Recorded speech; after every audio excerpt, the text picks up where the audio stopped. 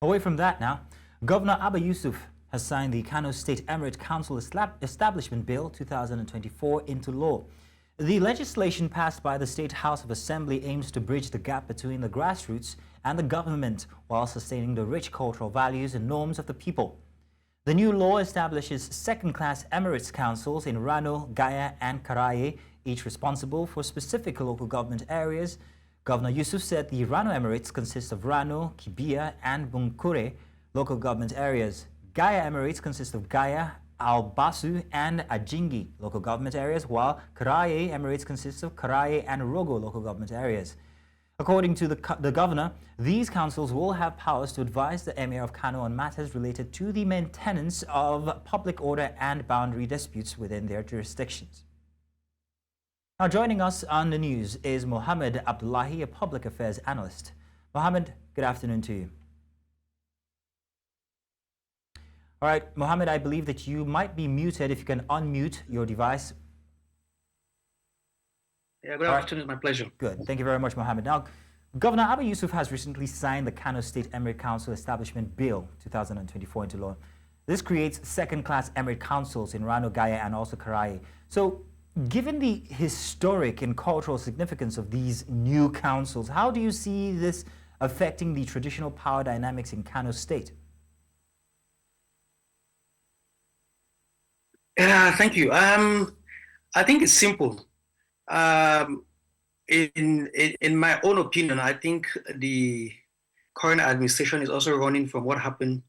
In the last administration, where we have all the vested traditional powers is vested in, the Emir of Kano, who before now was the only Emir in Kano environs, even though historically, like what the government or historically like what the culture paints is that before the division of Jigawa from Kano State, there used to be second-class emirs in Gumel, in Hadeja, and so on and so forth. But I think, in my opinion, the current administration is running from the fact that yes, perhaps there might be too much power vested in the only emir in Kano. So it's with this creation of second-class emirs, it will be checkmated as well, because they also have powers like you read out, even though they are answerable to the Emir of Kano, who will be permanently the chairman of the traditional council in Kano.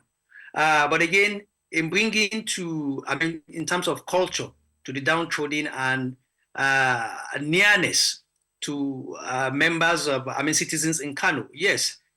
People in Rogo, people in Karaye, people and all other places where you have second-class emirs, it will be easier.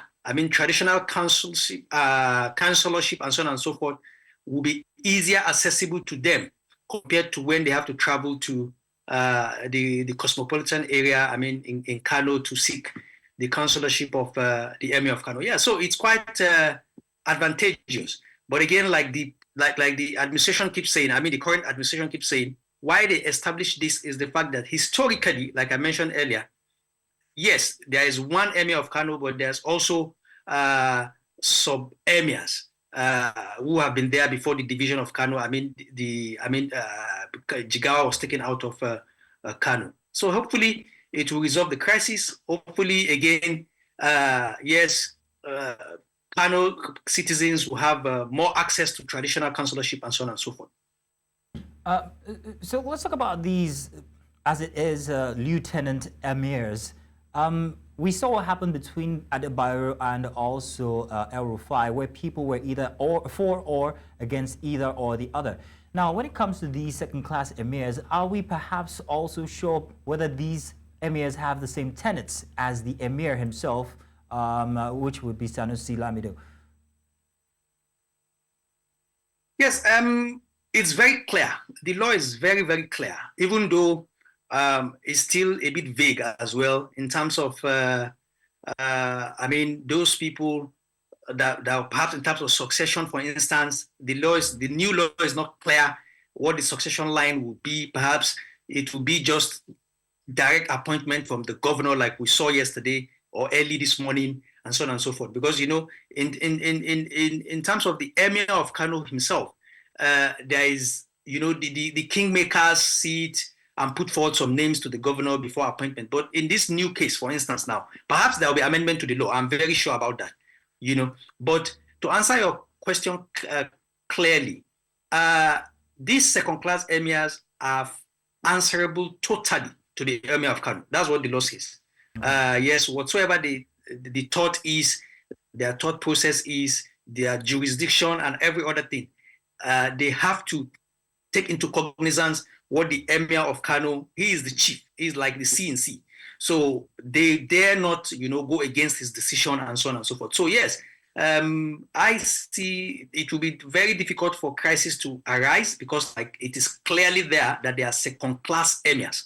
Even though they want to call them emirs, but they are typically like the entries of Emir of Kano in their respective jurisdictions. So I see no reason for any fear of disloyalty and so on and so forth.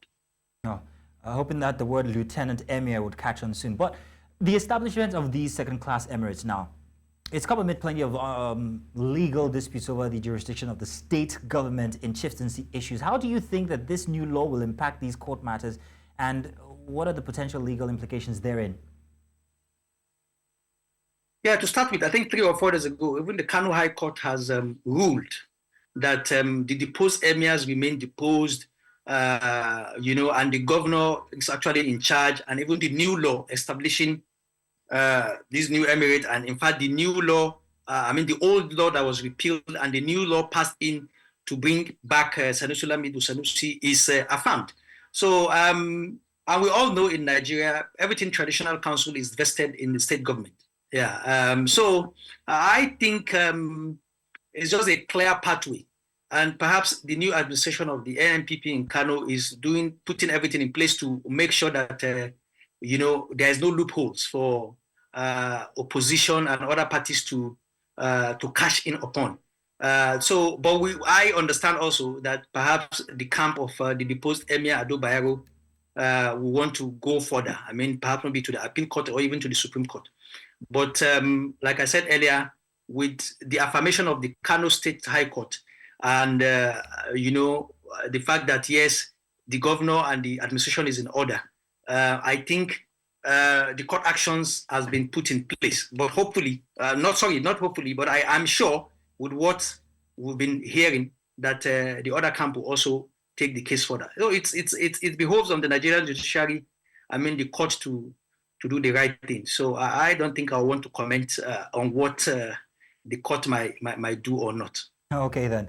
We won't let you. But one more question for you before I let you go. Let's talk about the chieftaincy turbulence in Kano. It's drawn plenty of parallels between it and the crisis inside of Rivers State.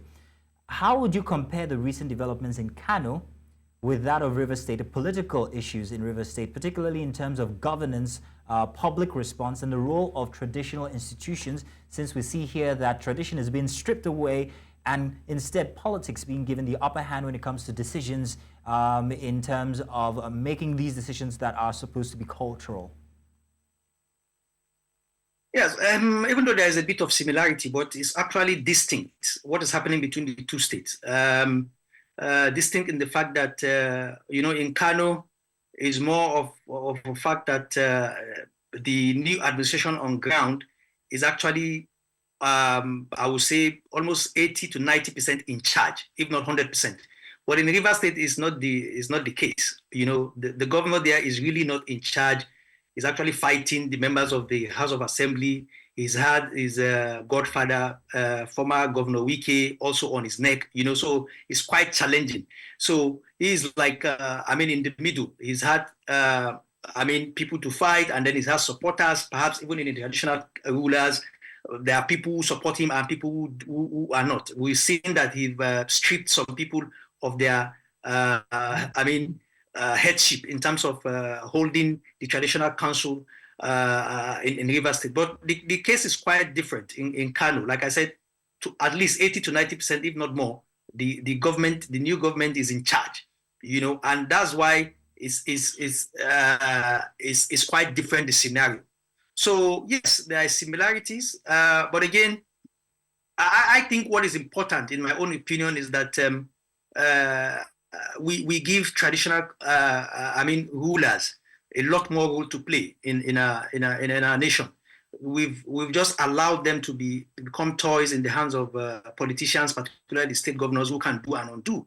You never can tell, even in Kano, if God forbid, or perhaps if anything happens, perhaps in the next 4 years and NMPP is not in power anymore, there might be recourse to another imbroglio here and there in terms of traditional rulership. So I don't think this is good for the traditional rulership in Nigeria. There must be we should have a clear constitutional role for traditional rulers like it used to be in the First and Second Republic, rather than what we are having now. There is too much involvement of traditional rulership in politics and vice versa that makes it very difficult for them to want to, govern their localities properly like it used to be. So I think we need to checkmate that, and we need to amend that in our constitution in order to make a head forward. Abdullahi Mohammed, thank you very much. Good you joined us here on the news today. Thank you, my pleasure.